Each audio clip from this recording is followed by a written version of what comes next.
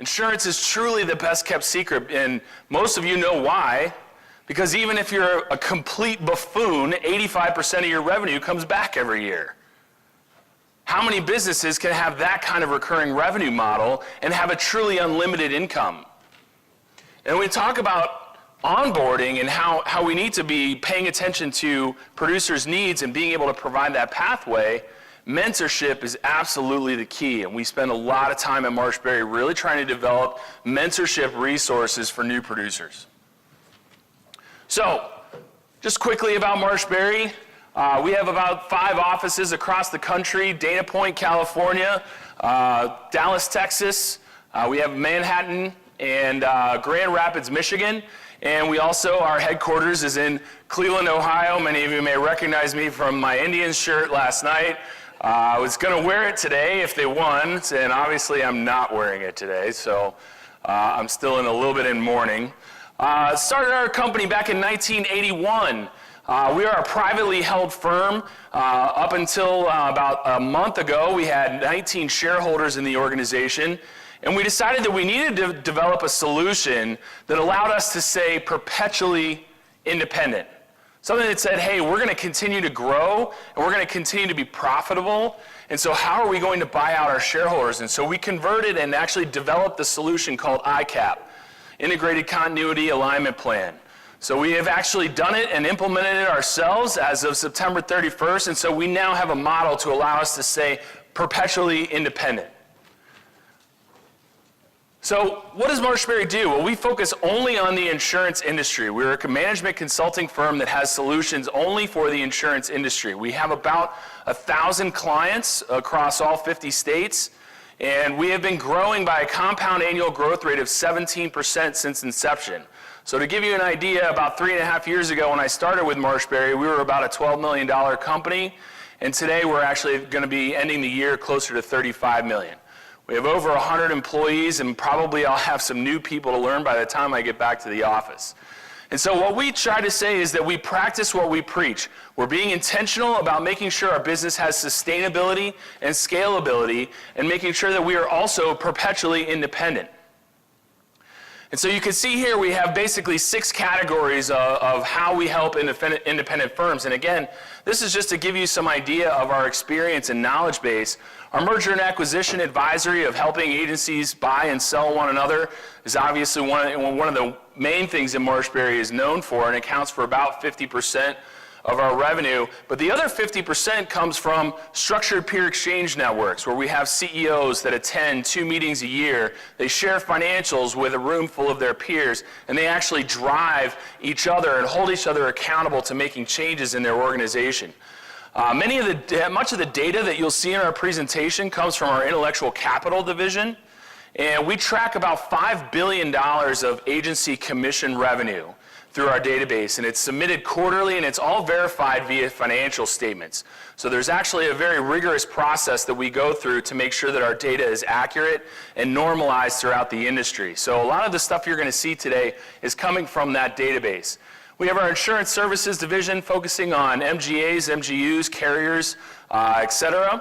And then our financial consulting division that does a lot of perpetuation planning, agency valuations, which again, if we can understand what the external marketplace looks at an agency and what the value is, then we can also understand what are the levers that you can pull to maximize your value. But what we're really focusing on today is our organic growth consulting unit, which consists of my team, which is the sales performance team. We work with producers and executives on building the right sales process, the right sales infrastructure. We do coach over 100 producers across the country on how to develop that right plan and path. And then we also have a producer recruiting division that actually recruits and hires producers for agencies all across the country. But what is all this really driving at? Why did we create all of these individual solutions to help agencies? Why don't we just sit back and let them buy and sell one another when they fail to perpetuate? Well, we really feel passionate about making sure that we can actually have boots on the ground solutions to help agencies drive the right behaviors. And so what this chart is showing you is our new business as an industry has been flat for at least the last decade. And when I say flat, we look at new business as a percentage of prior year commissions and fees. So if you're a $10 million firm and you write 12% new business as a percentage of prior year, how much new business did you write? 1.2. I think I heard somebody say it. So we look at commissions and fee, new business as a percentage of prior year commissions and fees. The red line is the leakage market. You may refer to this as retention, attrition, etc.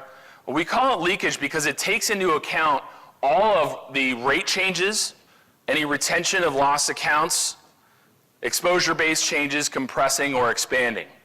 And so when you think about all of those factors, what are 5 ways you can lose an account or lose revenue? Name one. Somebody goes out of business. What else? They just leave you. They downsize. How about a decision maker change? Right? What's one more? They get acquired. Right? And so out of those 5 things, how many of those do you control? 1, maybe 2, if you're lucky. So out of 5 or 6 ways to lose an account or lose revenue, you only have about 1 or 2 ways to retain revenue. And yet our entire industry focuses all the time on retention. And I hear it all the time in the hallways. Oh, you know, our new business wasn't that great, but man, our retention is great. Well, guess what? Everyone's retention is great. Last year, the industry posted 6% leakage. So everybody had a 94%, the entire industry had a 94% retention. And so we continue to neglect this green line, and we just kind of stay flat as far as what we produce as far as new business as a percentage of prior year commissions and fees. And so we essentially let those other 4 ways determine or dictate our ability to grow. And back in 2008, 2009, when we saw that economic recession, the average firm decreased by 4%. But the top performing firms that have figured out how to drive this green line upwards to the 20% or 25%, they're seeing an increase in revenue year over year, even in the absolute worst of times. And so that's what this graph is actually showing, is that if you figure we have about 1,000 clients, the orange bar represents about 250 of them. So there's 250 firms out of our client base that have actually been able to achieve 21, 13, 12% organic growth, which means that if their leakage was 6% or 7%, they were actually writing 20+% new business as a percentage of prior year commissions and fees. And the next thing that I like to drive home is that a lot of times I'll hear agencies or even producers, veteran producers, say, well, hey, if all I'm doing is spending all my time focused on new business, I'm going to lose clients. And I'm going to lose them. And if I don't go fishing with them every month, or if I don't go golfing with them every quarter, or if I don't take them to lunch every other day, I'm going to lose clients. Well, what this is showing you is that the top 25% performers in our database actually had less leakage than the average performer, writing 12.5%. And the difference in organic growth is 9 points. A 9-point increase in organic growth just by making sure that we're always focused on driving that sales culture and driving new business to the firm. So how do we kind of combat all of this? How do we take a look at, well, what are those top performing firms, the ones that are getting 20 to 25% new business as a percentage of prior year commissions and fees? What is it that they're doing to really help drive these metrics? Well, one of the things that seems very obvious, it seems very, sales 101, is goal setting. How many in this room had a job, an outside sales job before getting into insurance?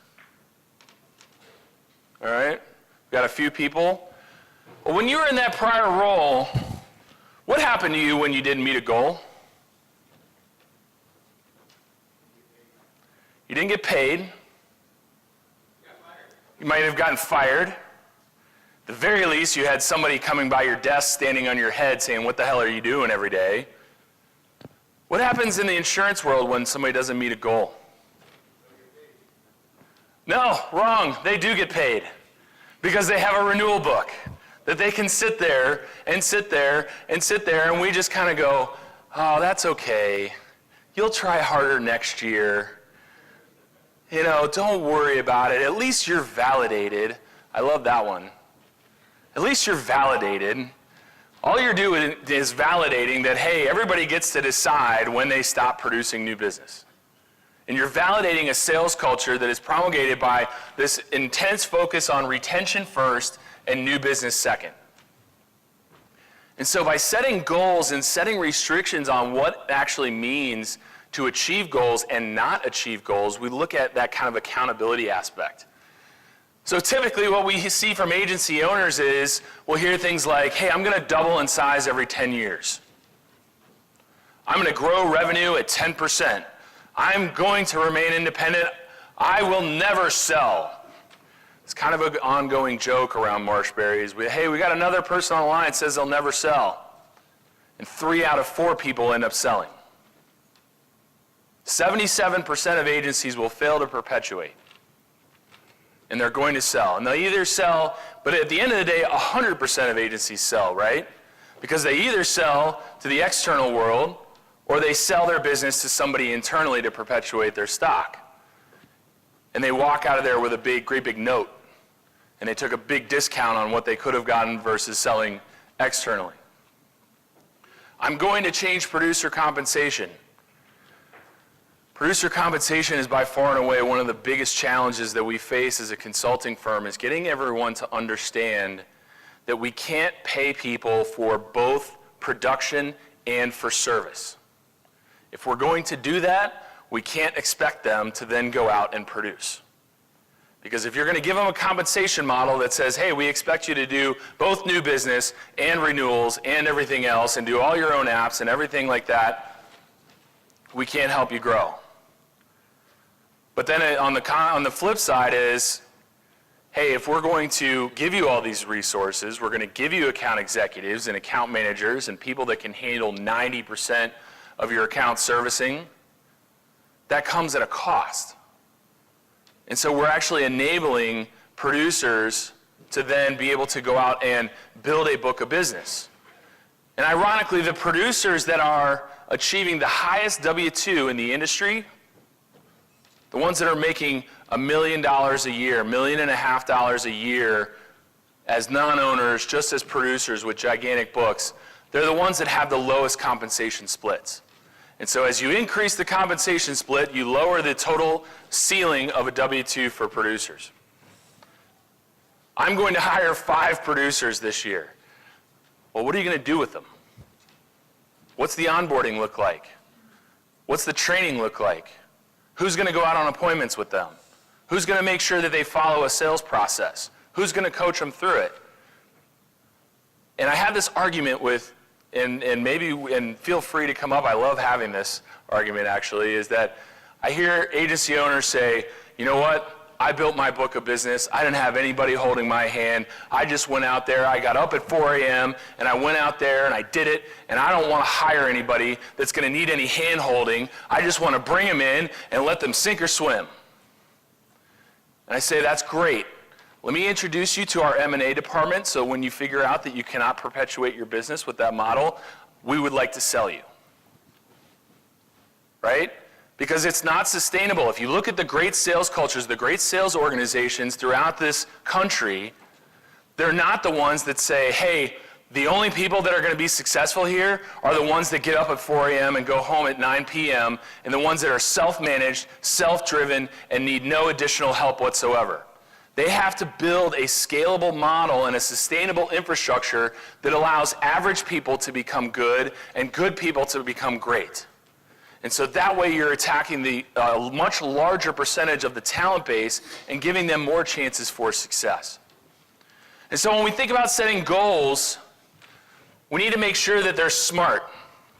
What does that look like? They're specific. Grow overall revenues by 10% of the prior year, 7% organically, 3% from acquisition. They're measurable. Obviously, we can look at 2017 revenue versus 16 and do a comparison. We hold people accountable. In order to hit these goals, our producers have to average at least 50,000 of new business production. And so this is looking at agency goal setting even before we get to the producer level, but it's incorporating both. Realistic, 60% of producers hit 50,000 of new business last year, and the average producer in the industry does 58.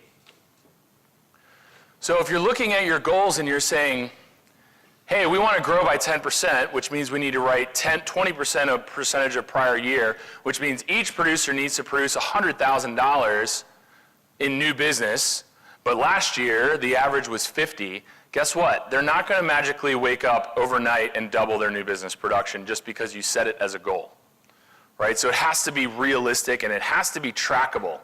When we look at agency management systems, and I know that a lot of the technology companies, they're coming out and they're really trying their best to build out some of these sales and pipeline managers and things like that. But we need to make sure that we have something in place to track what the metrics are behind closed business. Because I can't tell you how many times I talk to a producer and I say, number one, what's your sales goal? And they go, well, I think it's like, and I'm going, you think? And even if the agency hasn't assigned them one, which is problem number one, they should have one for themselves. They should have the forethought to say, I'm a salesperson, I need to have a sales goal. And then I ask the question, well, what are the activities that you need to do on a daily, weekly, and monthly basis in order to mathematically be certain that you hit those goals? And this has now gone completely over their head. And I'm trying to offend everybody equally here, so, understand that I'm not trying to, just be totally offensive, but, at the same time, this is kind of the reality as a sales coach and a sales trainer that I see on a day-to-day basis and that are probably going on inside your firms that you don't even realize the lack of a plan that producers have on how they're going to hit their goals.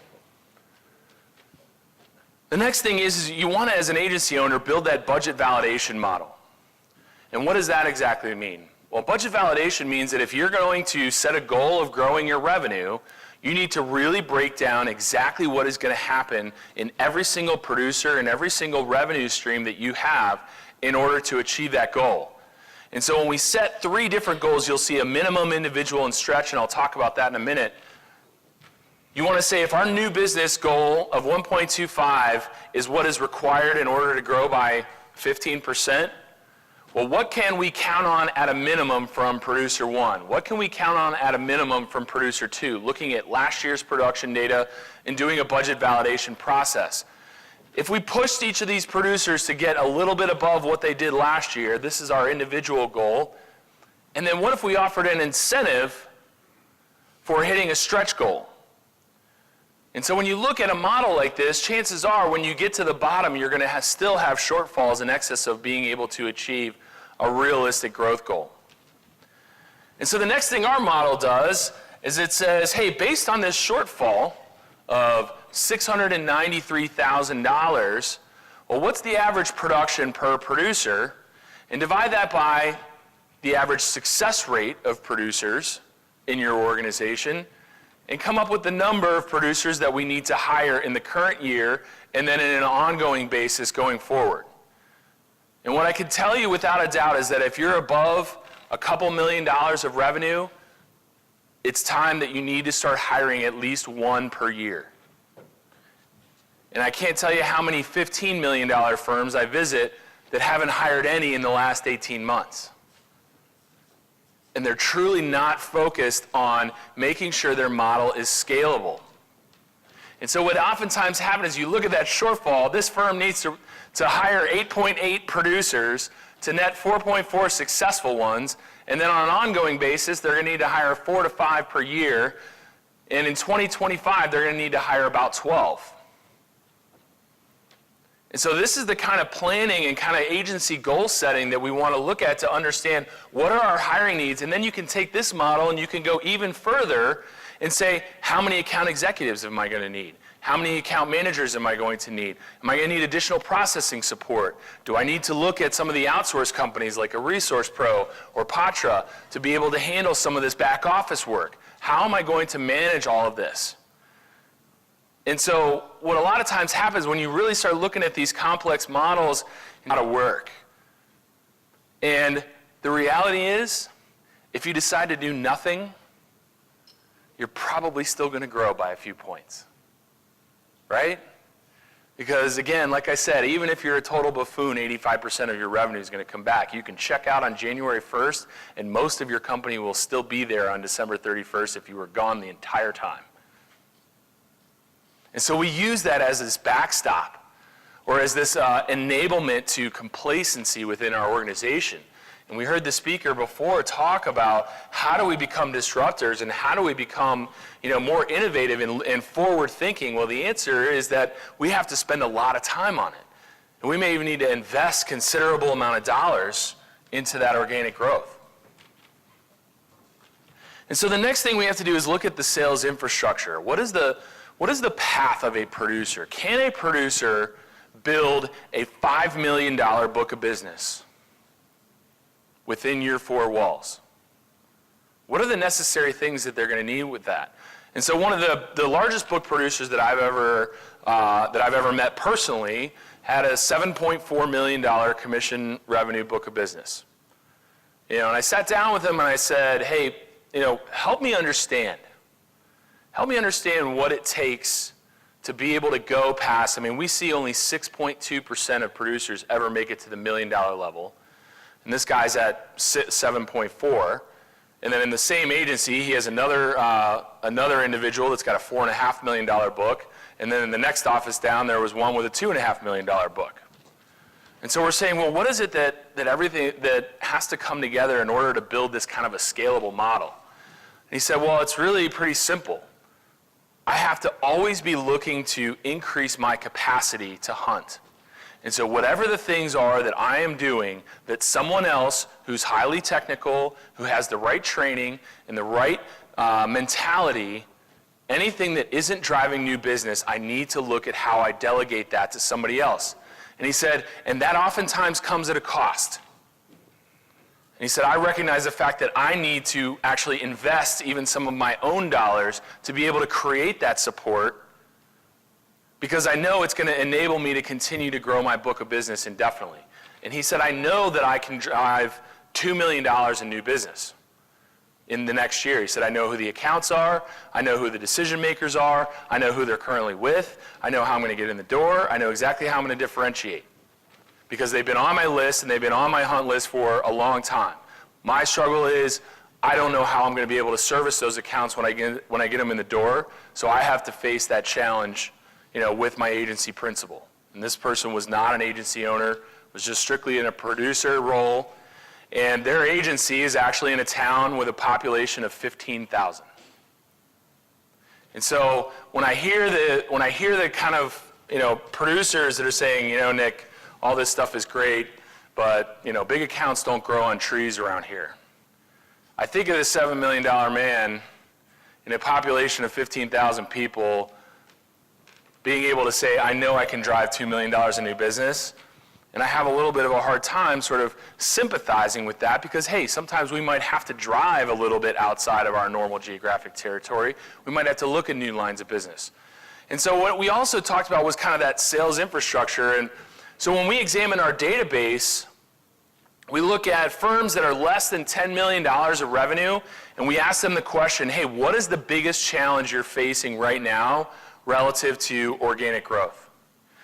Number one answer for firms under $10 million in revenue, lack of producers, lack of production talent. They can't find producers. And so their challenge is just attracting talent. But then when we go to the firms that are above 10 million, and we ask them that same question, they have a different answer. Their challenge is non-performing producers and not being able to hold people accountable. And so when we say sales infrastructure, that also brings to account that concept of being able to hold people accountable and say, look, you don't get to decide when you stop driving new business. or when you decide your income is at a level that you're comfortable with and you just want to ride it out. Because if you're going to be an account executive, then you need to be paid like an account executive for retaining accounts. And an account executive is an extremely important role in firms today, especially the ones that are high growth and really kind of driving to change things, change the mentality. Account executive role, which is someone who is highly capable, highly technical, great client facing, can manage relationships really well. They're just not an individual that's going to go out and knock on doors and try to drive new business. And those people are absolutely essential. They're, in my opinion, next to hiring producers, the most important role that we need to be building as far as sales infrastructure. And so I get the question all the time from agencies, why don't producers produce? I don't understand. I have so many non-producing producers, which we don't really understand what that is. It's like a non-golfing golfer. We don't really get it. I mean, if it's your job to produce, what does that really mean? So we came up with the 3 T's. First one is time. Don't have capacity, not enough time to prospect. Is this legit? You have a lot of producers that tell you, or for those producers that are in the room, is time a legitimate reason? No. I have one no.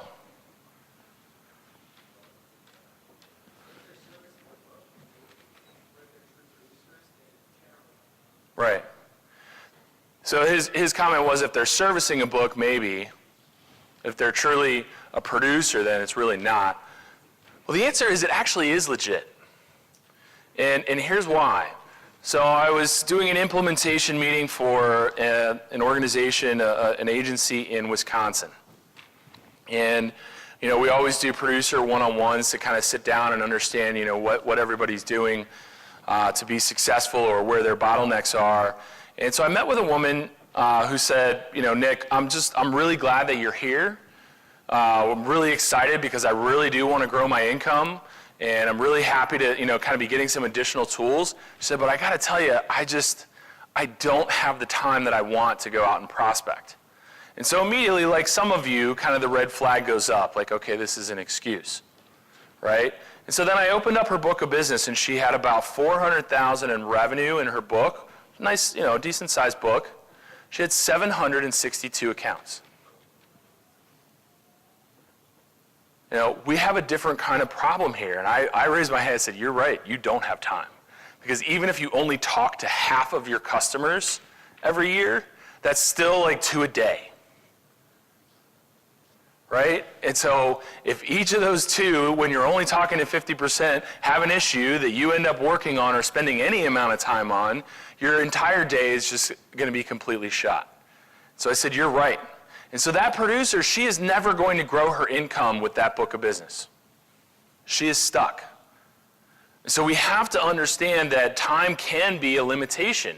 And so we have to look at different things like, what is the average account size in the book? How many accounts are there versus the total revenue amount? So the solution is we need to add additional support or remove small accounts. If they're spending an inordinate amount of time doing all of the renewals on their largest accounts, that's taking time away from what they could be doing as far as hunting for new ones. And this is a difficult concept for producers to let go of this, but it's also the action needed, as you can see, isn't from the producer, because you're not going to get any producers that come to you and say, hey, could you just take away a bunch of my accounts and stop paying me on them? I'd really love to just get that money out of my W-2. They're not typically going to do that. So leadership has to kind of step in and analyze and understand, well, what is this producer working on, and how much capacity do they really have, and how many accounts do they have? And so we have to look at how do we trade down some of the smallest accounts from their book of business? How do we get them out of there, and how do we make sure that they are compensated and made whole for getting rid of those accounts? And so when we look at a trade down process, anybody want to guess if you were to break down somebody's book of business into quintiles, and you ranked your accounts, let's say you have 100 accounts, you rank them from largest to smallest. The bottom 20 accounts as far as size. Anybody want to guess what that is from a percentage standpoint of revenue? 5? Anyone else? On average, it's 1.2%. Bottom 40%, so the 40 smallest accounts in a 100 account book, is going to be about 6%. So typically you can actually get rid of almost half of your accounts from a book of business and lose less than 9 cents on the dollar. And then you go to the producer and you say, look, I'm going to give you the gift of capacity. I'm going to trade out your smallest accounts, and here's a check, January 1st, for 1 times of what you would earn on these accounts over the next 12 months. And I'm also going to give you the gift of capacity in that you are now going to have half as many accounts to deal with on a renewal basis so that you can continue to go out there and hunt and drive new business. The second T is training. How much training do we give people in this industry relative to sales skills, soft skills, management, leadership, prospecting training, opening doors, managing the conversation, versus sending them to the 3-week producer school to cram a bunch of technical knowledge into their heads, sitting in on tons of webinars over and over. I was a producer. I went through all this. I got my CIC. Those classes were brutal. Didn't help me sell any insurance, though. We focus so much time on technical training in this industry when at the end of the day, we firmly believe that the consumers today will buy from you based on what you know about them and their business, as opposed to what you know about you and your products. And so being able to say, oh, I know how to build fill out a business income worksheet, or I know how to, understand the different types of property exposures. That's the minimum entry level for buyers. They want to know, what do you know about me and my business? How are you going to help me drive value for my organization? Do you know about my industry? Have you done any research on my company before coming in the door? And so the solution is we have to provide additional training around sales process, sales development, prospecting strategies. How do we get in the door? How do we articulate a value proposition? If you were to go back to your offices, or for those of you producers in the room, ask yourselves this question. Somebody comes up to me and says, hey, what is it that you do? What is your answer? If you ask your producers this question, you're going to hear some pretty eye-opening stuff, because all of a sudden they're on the spot. And some of them are going to go on for like 4 minutes, right? And then others are going to say a whole bunch of fluffy stuff like, oh, we have really great service. Like anybody doesn't say that they have great service. I mean, have you ever heard a producer say, you know what, we have really great prices, but our service just sucks? Right? I mean, really great service. We were founded at, 18,000 years ago.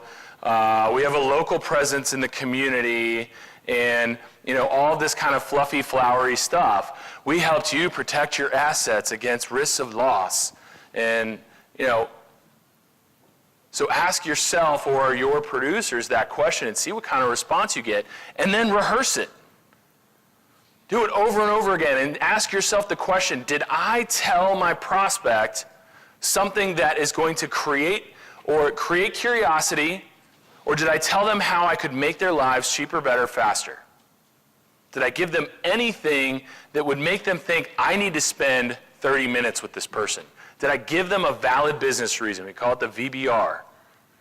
And so how do they articulate that? How do they make sure that when they get in front of somebody at a networking event, that they're able to not stumble through a value proposition, but actually say something that doesn't sound scripted and might create some curiosity? And so the action, again, is not needed from the producer.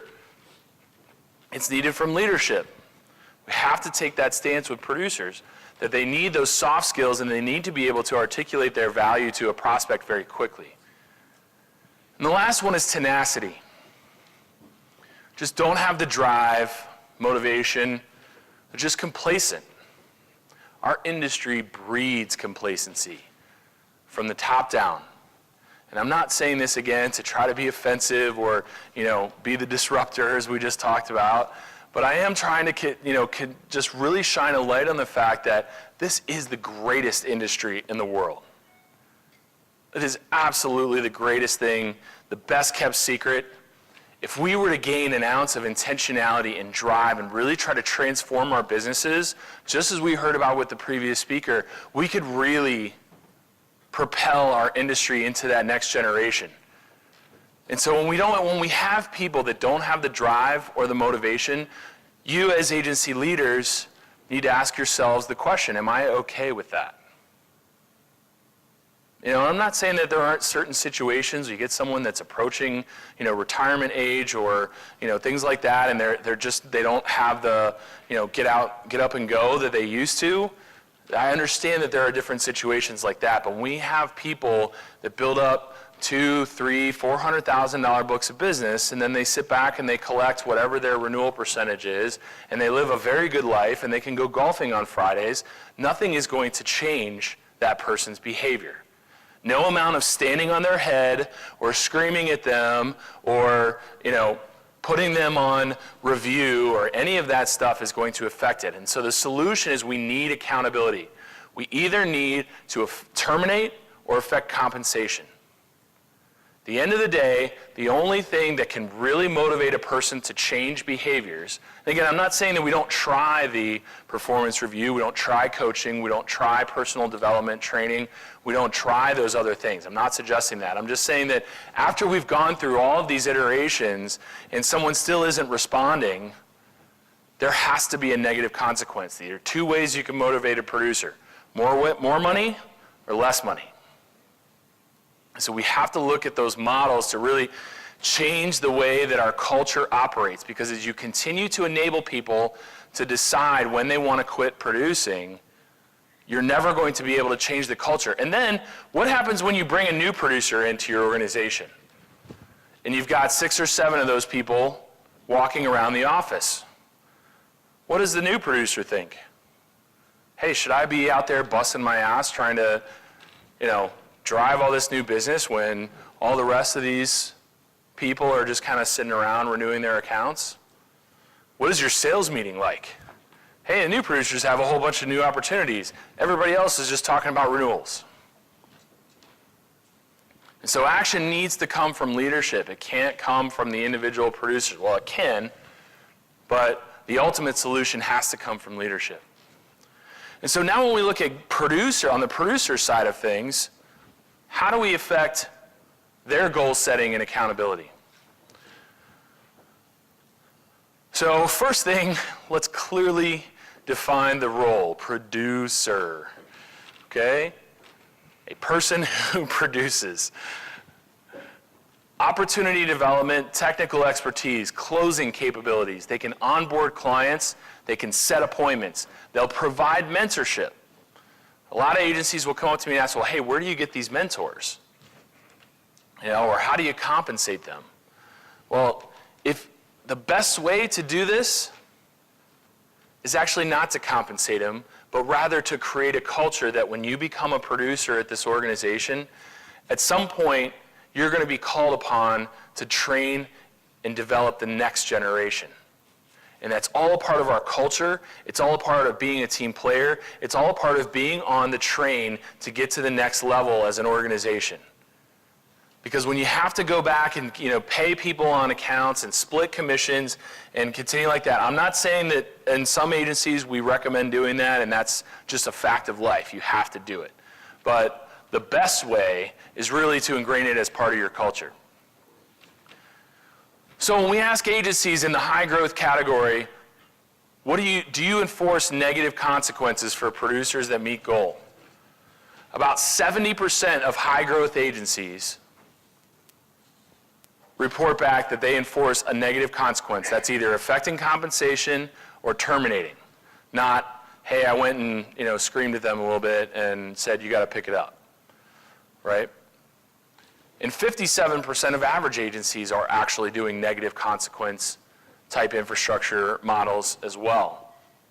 And I would argue that probably the 30% of high growth organizations that didn't report having a negative consequence would be those firms that are emerging and that they've got those real sales cultures that's kind of driving everybody, and they just haven't had to worry about it yet.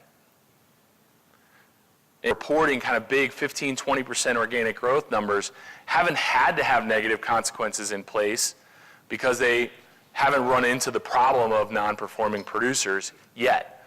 My argument would be have these in place anyways, so that when you become a gigantic firm, I don't get the calls like I do now from $100 million organizations that are like, hey, we can't figure out how to make our producers produce.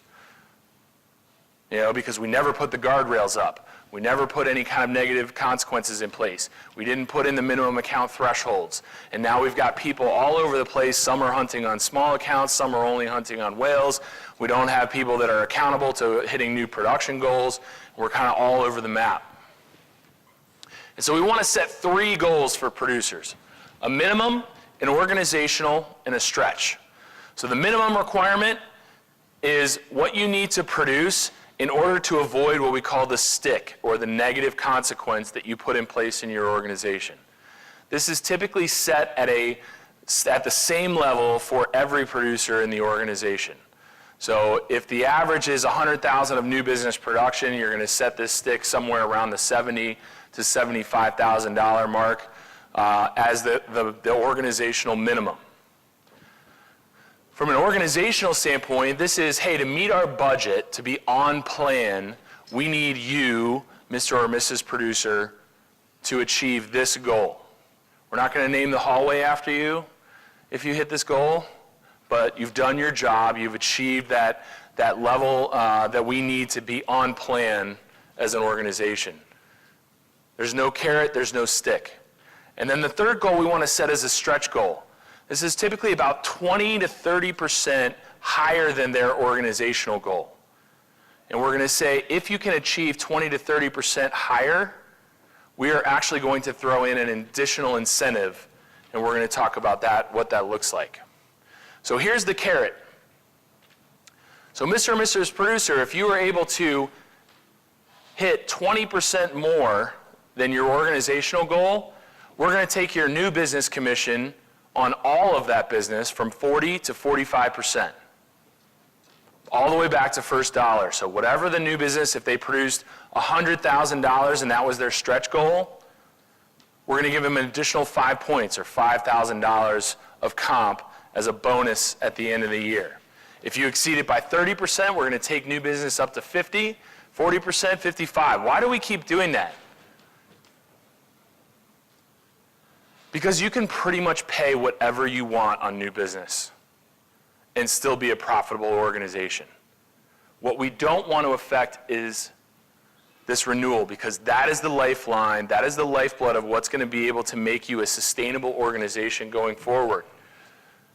And too high of a renewal rate means that your margins are either going to get compressed or the amount of value-added services you can provide to your clients are going to be compressed. You have to pick from one of those 2 buckets, right? And the other reason is, what happens when a producer hits their goal because they wrote a huge account in March? Do we want them just to coast for the rest of the year? No, we want to be able to say, hey, if you keep going, you're going to get some additional incentives, including that big account that you just wrote. So we want to always have a carrot out there to keep motivating producers going forward. Now on the flip side, if we set the minimum goal at $75,000, we're not going to affect the new business splits because we always want those to be high to incentivize producers, even the ones that miss the minimum, to continue to go out there and get new business. But we are going to start declining their renewal comp. And so if eventually after 3 years, you miss the minimum goal, what are we paying you like now after 3 years? An account manager. You know, so $1 million book, 10%, that's $100,000 a year. A good account manager or account executive, that's what they would make. About 10% of whatever book that they handle. And so when we continue to decline that, we give them producers to get back up to 25% by hitting stretch goals in the following year, and so on and so forth. And again, this isn't set in stone. One of the biggest things that I struggle with is, I get people that come up to me and they say, well, why does it have to be 5 points? It's like, no, you're not understanding. Just conceptually, this is what we look at, and this is what we would consider to be best practices from an accountability standpoint.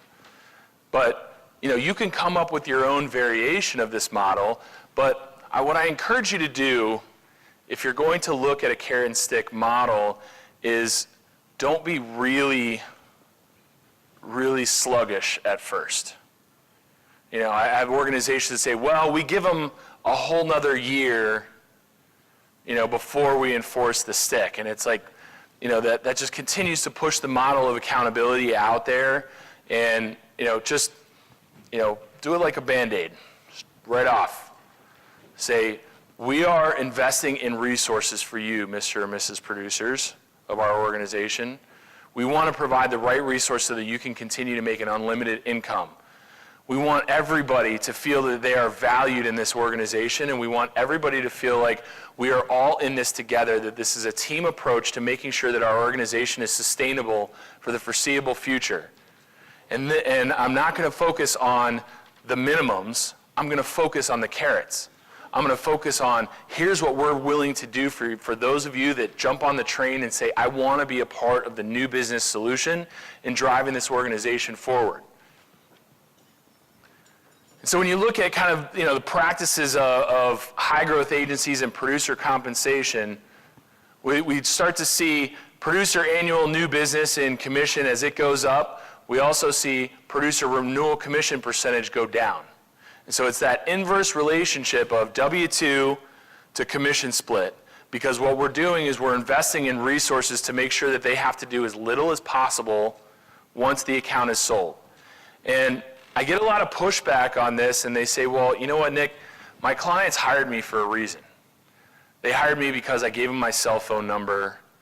They hired me because I told them that I would be their guy or I would be their girl, woman, and I don't want to break that bond. And it would be wrong of me to go to a customer and say, hey, I'm going to be there for you when you need me, and then immediately pass them off to somebody in the organization. And my response to that is, you don't have to stop going to lunch with the person. You don't have to stop being a part of the relationship. You don't have to do any of that stuff. You just need to stop servicing them. You need to stop doing all of the behind-the-scenes work and fighting with underwriters and fighting with your service staff and trying to, get all of these things done and handling cert requests and add removes and changes and things like that. We just need to get you to stop doing all that stuff and just be the face of the relationship along with our highly capable staff. And so when we finally kind of get down to, well, what does the science of book growth look like? And that woman that I mentioned that had 700 accounts, well, the first reality of the science of book growth is that you need to plan for leakage. When you saw that chart at the beginning of the presentation, the red line with leakage, if you trend that out, it's about 8 to 10% per year, year over year. And so we have to plan for that. And so this came from a producer that said, hey, I want to build $1 million book. I'm going to sell 50 grand a year for the next 20 years, and I'm going to have $1 million book. And he was about 28. So we figured by the time I'm 48 years old, I'm going to have $1 million book. I'm going to be living large. Well, we said, if you do $50,000 a year, you can actually be a producer for 95 years and never get to $500,000. Because he's not planning for leakage. You have to plan on 10% going out the back door, because you'll have 100% retention for 3 years, then you lose your biggest account, you got to go find a padded room somewhere and take it out on the walls, right? And then reset and go back, and when you look at your year over year leakage, it runs out to about 10%. So we have to plan for that. We also have to increase our average account size. We need to understand that a good account for me today is not going to be a good account for me in 5 years, and a good account for me in 5 years is not going to be a good account for me in 10 years, because that's exactly how the 762 account producer ended up with 700 accounts. is that she never looked at, well, what am I targeting? What am I hunting on? What am I focused on? And if you just continue to write anything and everything, then this is the result that you get. And so when we chart producers on that graph, we really just want to understand, do we have too many accounts, or do we have actually some capacity to write some smaller accounts? And so the $7 million man, to give you some perspective, has 80 accounts in his book. So again, constantly saying, I need to get to that next account size tier to increase my book. And then the final is just the reality is number 3, decrease the total number of accounts.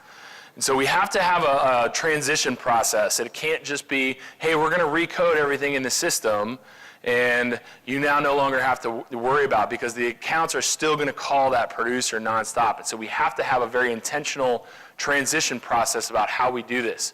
And we've listed that out here. So as I close down here in the next few minutes, I just want to talk about new producer hiring and development. And we want to make sure that we're really focused on how do we bring on talent and develop it over time. And we heard a little bit about the talent crisis, but by 2020, we're going to have about 400,000 job openings. The number of professionals 55 years of age or older is 30% higher than the rest of the economy combined.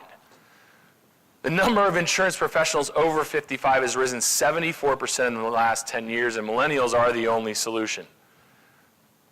So we want to look at 3 different types of candidates. Why do we want to do this? Because if you're only looking at one, that's why you're complaining about not being able to find producers. Because I hear it all the time, hey, I'm really having a hard time finding producers. Where are they? What industry should I be pulling from? And the answer isn't an industry. The answer is in the type of search. Number 1 is referral. Do you have a referral program in place at your agency? Pay someone $2,000 if they refer a producer that stays for longer than 6 months. It's well worth the investment.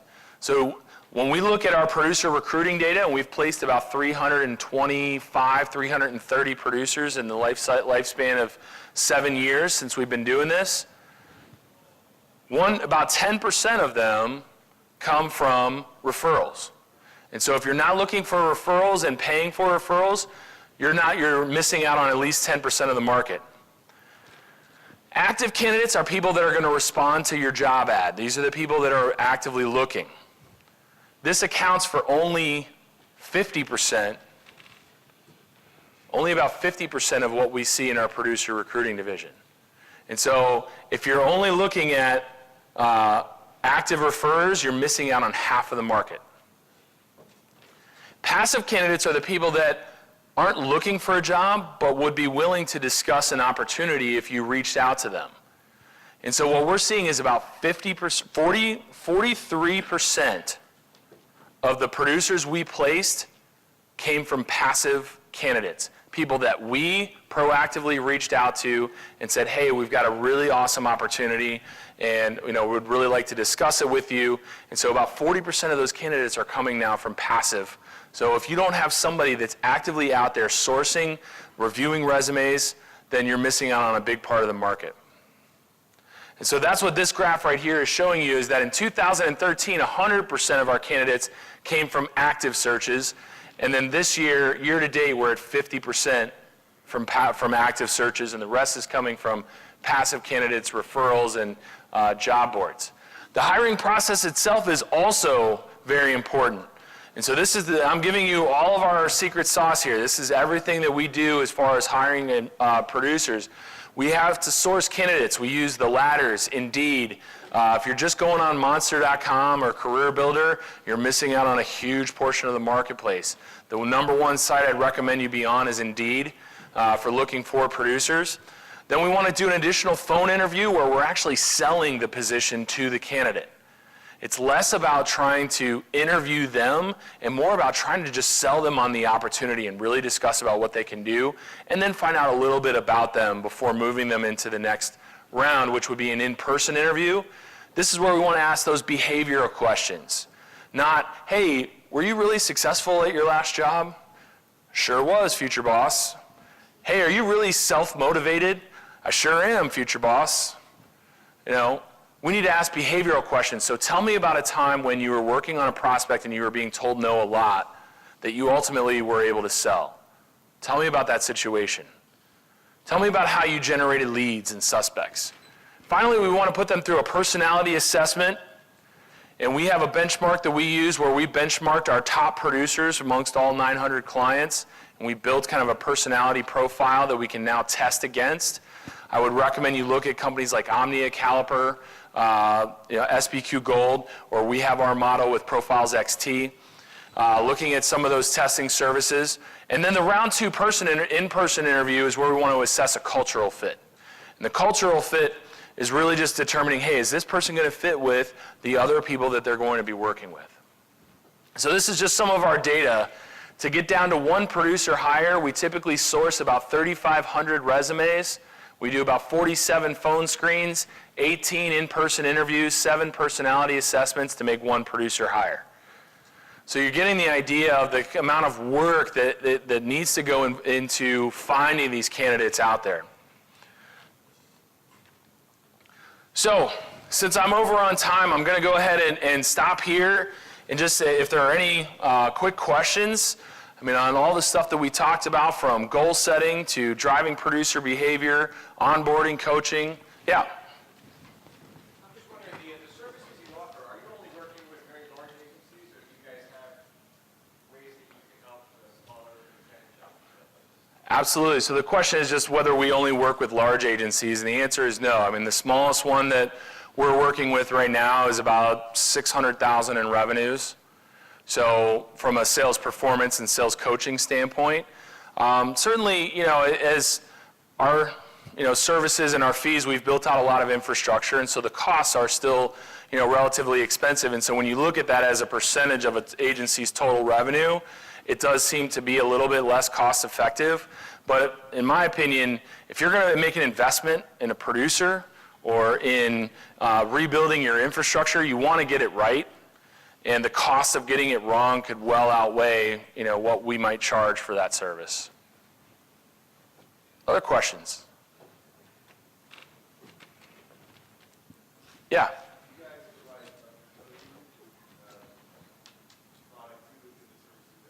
A coaching product?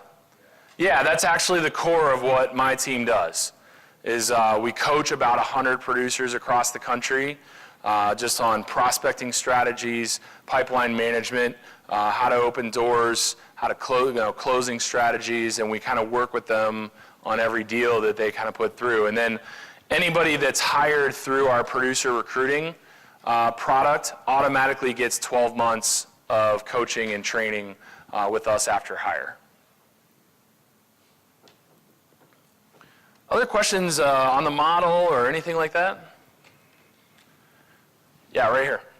How do you ease management's concern about setting stakes in place for producers that aren't performing, that they're going to take $1 million book for half of that $500,000 agency, $5 million shop, that's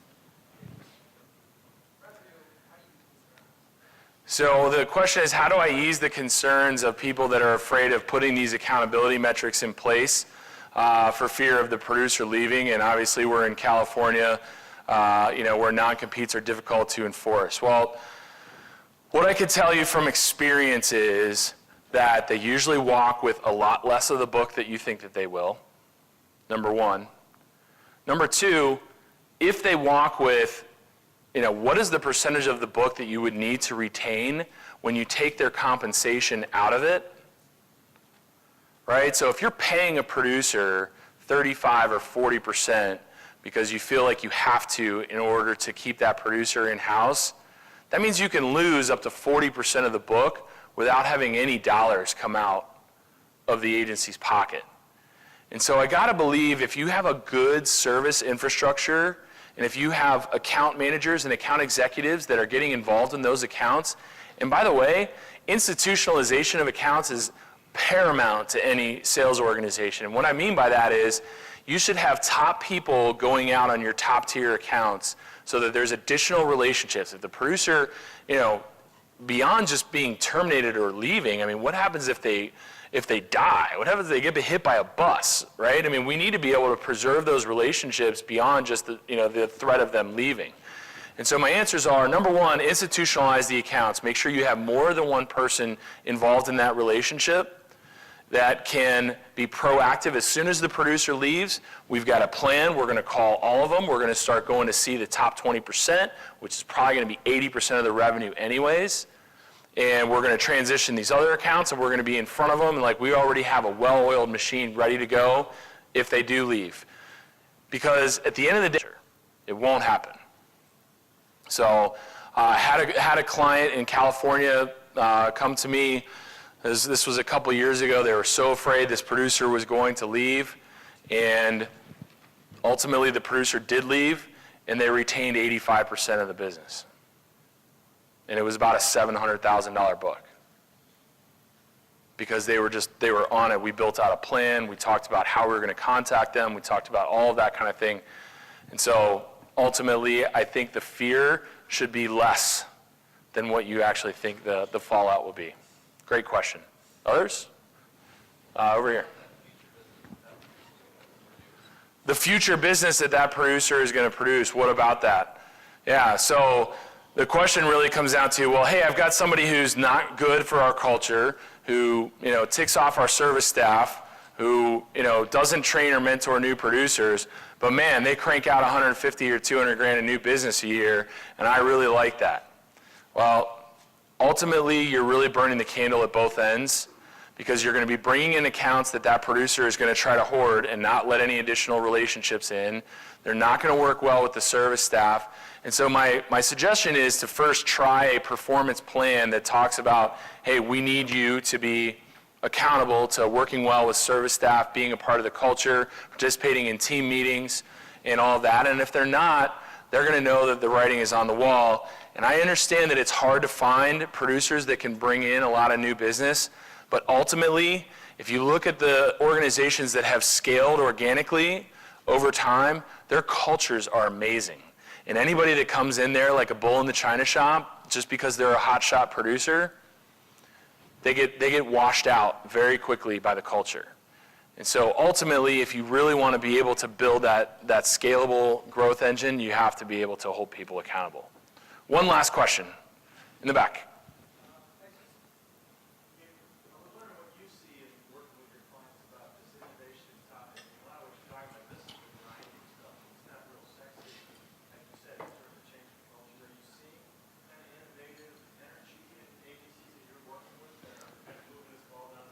Yeah, that's a great question, and I was thinking about that as he was talking, talking to the group. The question was, do I see a lot of this innovative sort of technology and collaboration? The answer is absolutely yes. So we've done a number of studies that show that when an agency is increasing its spend on technology and innovation and value-added service, not from a payroll standpoint, but from technology, Ben admin systems, et cetera, they are able to achieve a higher level of efficiency with staff, meaning their revenue per employee actually goes up. So instead of being 160,000 revenue per employee, they're more like 200, 210. And then we're also seeing that their growth capabilities go up. And so they're growing faster and they're being more efficient with those dollars, and so then as a result, margins actually increase. Now, I mean, to get into specifics, there's a whole bunch of different things that agencies are investing in, but being innovative and having a risk mapping process or having some sort of proprietary way that they could say, hey, we do this differently, we're not a copy, quote, and pray agency. This is the value that we can drive, and they dollarize it, and they're able to say, hey, based on the amount of money we can save you over this number of years, that actually increases your return to shareholders by this factor, and they're actually going through this really in-depth analysis, and they've built out programs like that, and they're really improving themselves. Great question. All right, so I've taken us off schedule. I apologize for that, but thank you so much for your time, and I'll be around tonight if you have additional questions or just want to pick my brain about anything. All right, thank you.